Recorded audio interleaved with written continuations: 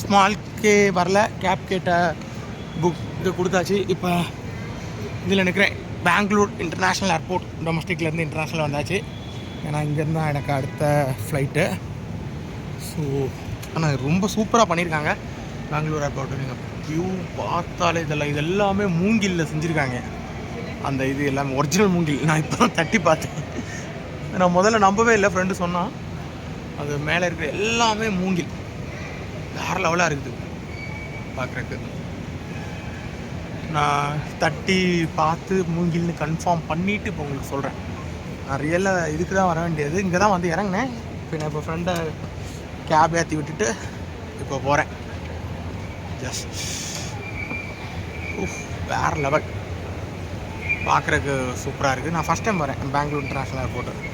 இதுக்கு முன்னாடி வந்திருக்கேன், ஆனால் நான் வரும்போது இந்த அளவுக்கான இது இல்லை. இந்த இதெல்லாம் பண்ண பிறகு இப்போ தான் வரேன்.